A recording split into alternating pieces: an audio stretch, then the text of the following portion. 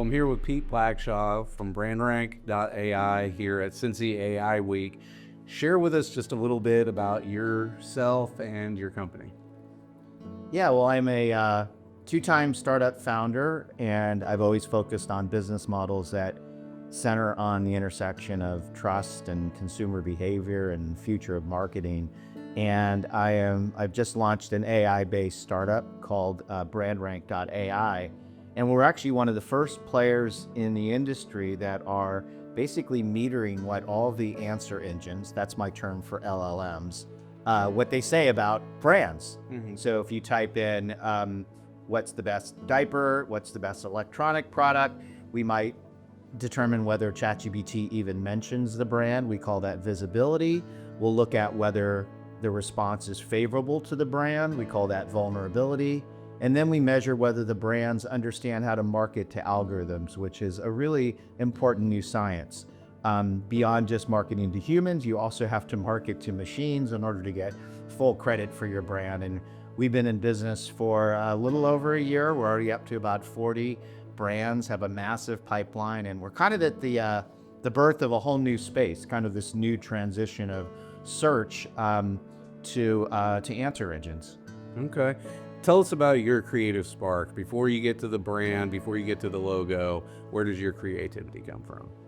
Well, I have insatiable curiosity, and so that's really kind of always helped me stay in front of the tech curve. It's not that I'm a technologist, but I do see a lot of, I'm very excited about where new capability can bring human creativity, entrepreneurship. And I think one reason I'm excited about AI is that I think it's a very accessible capability, relatively low cost. You can do it on your phone, and it just gives everybody superpowers. In fact, we've been able to build a pretty remarkable capability with just a handful of people. And I know there's a lot of sensitivities about job loss with the big companies, but for entrepreneurs, it's all upside. But yeah, I like technologies that really kind of unlock human potential and help us, create bigger ideas. What I love about AI is you often say that if you can envision it, you can create it. And that's a first-time capability in the marketplace. Okay. Was there ever a time that you wanted to give up? And if so, what kept you going? Entrepreneurs want to give up all the time. I mean, we toggle from extreme optimism to almost a level of fatalism. But I think that tension is what unlocks the incredible big ideas. And, I'm at my very best when I'm, feeling the most under pressure or most kind of pushed against a corner.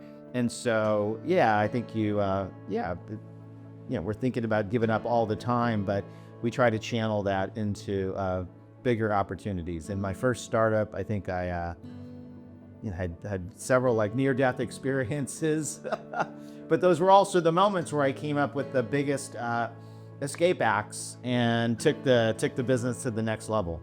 Okay. Well, what's something you believed as a child that still fuels your passion today? As a child, I was always really entrepreneurial. I grew up in Southern California. I was one of the youngest avocado growers in California. I was literally taking avocados to market at, age 11 or so. And yeah, I think my passion has always been to kind of create things.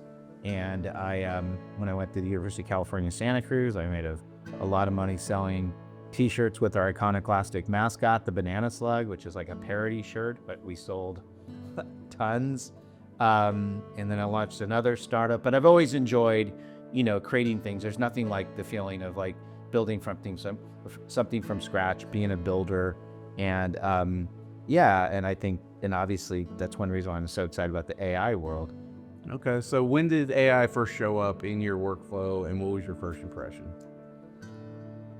Well, AI has always been an enabling technology. 15 years ago, we were talking about Facebook ads that used AI, but generative AI was really the pivot point.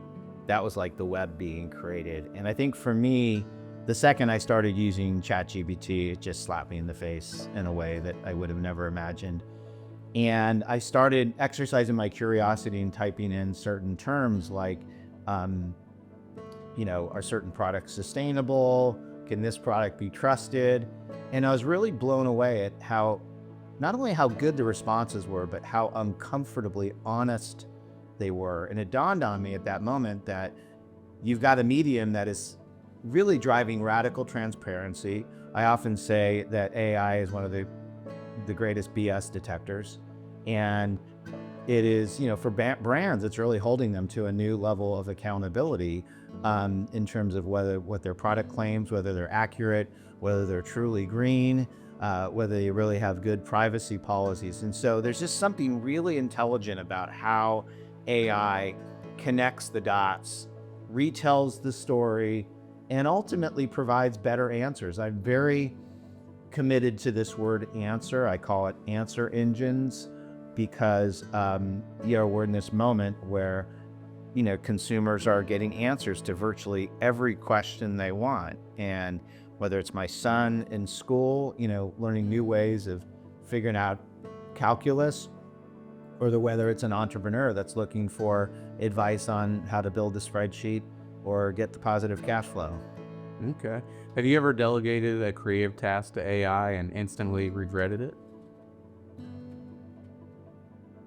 I've never regretted anything I've thrown to AI. Listen, I mean, there's no downside of testing things. I think there's certain inappropriate usage. You shouldn't upload certain proprietary documentation unless you're in a firewalled, shared, GBT environment. But no, and I think that people should be really, really experimental. And I have this crazy thing that I call dog walk journalism, where I'll take my dog on a walk and I'll kind of bark out my latest thoughts of the day, and I'll kind of then drop it in the chat GBT and I'll say, give me the outline for an article. I write a lot of articles for Ad Age. And it's amazing how the technology just kind of puts things together, or may make a connection between my first thought and my last thought. And that's incredibly empowering. So I encourage everybody to really test the medium. And everybody wants to get lessons, but the best lesson is to just play with the medium, and everybody will get really smart pretty fast. Okay. With BrandRank.AI, is there any part of that has to have that human element to it? Well, there is no successful AI startup that doesn't have some human element. And, we are bringing, the power of interpretation, human analysis, to the data. I'm face to face like I am with you to clients. It's data alone doesn't do the trick. You have to inspire people with data. You can't do that entirely with a bot. And I think it'll be a little bit of a balancing act. Now, we do try to use AI to make things feel more human. So I am on our dashboard, I have dozens of videos explaining how to use the products. They're all Pete bots. And our clients are great with it. And they would rather see Pete, bringing it to life, even if he's a bot, than having no visualized human at all. And so I think we just need to figure out what the right balancing act is on this. Okay. What's the next generation of storytelling look like to you? Well, we're in a renaissance of storytelling, and every day there's another capability that's coming around. One day it was Suno, which could create incredible AI-generated songs where you couldn't tell the difference between like a top 20 hit, to Sora, which you can create little videos. Canva is bringing incredible AI capability. And what everybody's doing is like they're preserving the core, but they're adding this extra layer where the AI is just stimulating their thinking a little bit more. It's not replacing. In fact, I actually think, AI is providing a lot of creative confidence. There's a lot of folks who might be a young Steven Spielberg, but, they can't get into USC film school or all the other things that are required or buy the equipment, who can literally use some of these tools to demonstrate creative expression in incredible ways. Okay. What would you say to creators that are worried about losing their voice to AI? Well, first, I think everyone at any level needs to recognize there's going to be pretty severe job disruption. And I didn't say job loss, although I do think certain type of jobs are heavily, at risk, service industry jobs and the like. And it's hard to predict, honestly. I mean, there's no question in the marketing field, just a lot of things that you normally would outsource to agencies or suppliers, you can do it yourself. I mean, full stop. I mean, that's good for the entrepreneurs, that's trouble for the suppliers. And so I think the creatives need to figure out how to become, really adept at all the tools. They need to be really good at demonstrating that the human in the loop actually really is a competitive advantage. And I think there's real possibility there. But industries will be disrupted big time. And it's not just creative areas. There's been a lot of discussion about, the bloodbath with white collar roles. I think that's going to be really, really tricky. In a lot of communities, you might have depressed housing values because you suddenly don't have these really kind of higher paying jobs that are just out there. So it's tricky. But I think what's important, like events like Cincy AI Week are so important because they are balancing this sense of urgency, like it's happening, we have to address it, including the complicated issues, ethics, trust, with this sense of we've got to reskill everybody and really, really fast, even if we don't know for sure where it's going to go. Yeah. There is no choice, there is no turning back, and we're in a completely different competitive landscape. And let's hope that we discover some new pockets of value and that we never saw before because of this. Okay. What to use the perfect balance of the technology, the AI, and that human component working together? Yeah, well, what we do at BrandRank, we're very committed to creating kind of an exponential value between the technology and the humans in the loop, so to speak. So we've created a SaaS dashboard that monitors 200 prompts per day, per brand, per answer engine, and we track 8 of them.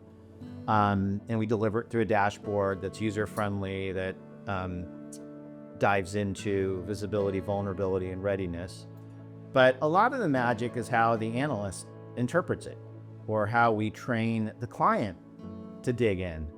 You can't just push a button and expect an answer. There's always going to be like a human filter that might see extra value, or they just may look at it through a completely different lens. And we also kind of will take the data and try to inspire the client with the data. And so I'm not sure that if our technology was 100% automated, 100% self-serve, we have any clients.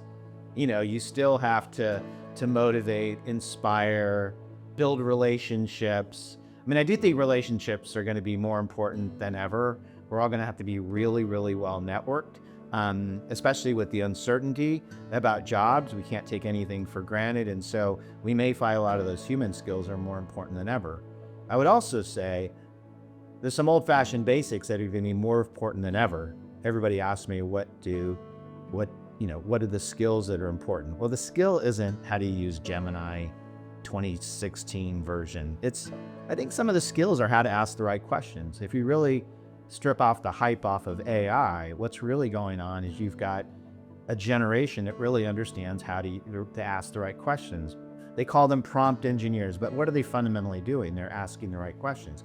If you work at a company like P&G, you'll spend 4 days doing focus groups, and on the 4th day, you'll suddenly realize we nailed it because we figured out the right questions to ask. And that is like probably the most important capability at that great company down the street. And so too in the world of AI, the big unlock is the old-fashioned Socratic asking the right questions. So I think we're going to need to rethink skills, but in doing so, it's not like we're taking them to this tech gobbledygook. We may be taking them back to old foundations of how people learn.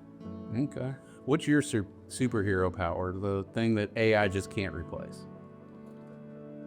I mean, I'm a big Yeah, I'd say my superpower is networking, connected. Um, if you look at me on LinkedIn or social environments, I like to express myself, but importantly, I really like to thank others who participate in my conversations. I like to participate in other people's conversations. I get a certain rush. I know there's a negative side of dopamine, but I do think that the whole notion of, you know, validating and being validated is really, really important. And I'm a big believer in what I call the reciprocity advantage, and it's helped my career. And that is the notion that, if you give, you get.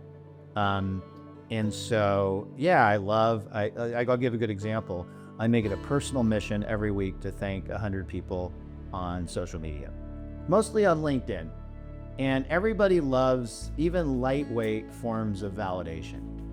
They may not admit it, but they're checking to find out whether that post they put out isn't met with the deafening sound of silence, but it's met with validation from others, including folks they don't even know. And so I like that environment. I think those are transferable skills to the offline environment. And as an entrepreneur, you can't succeed if you're not doing that. You're constantly, when they say the hustle, that is, building relationships, instilling confidence, kind of wooing clients, getting rejected and then wooing them again. And so, yeah, I think, people are going to have to sell themselves more than ever in this AI environment. That may be the best way they kind of rise to the top. Pete Blackshaw, thank you so much for taking time out of this Cincy AI week to share more about BrandRank.AI. Thank you.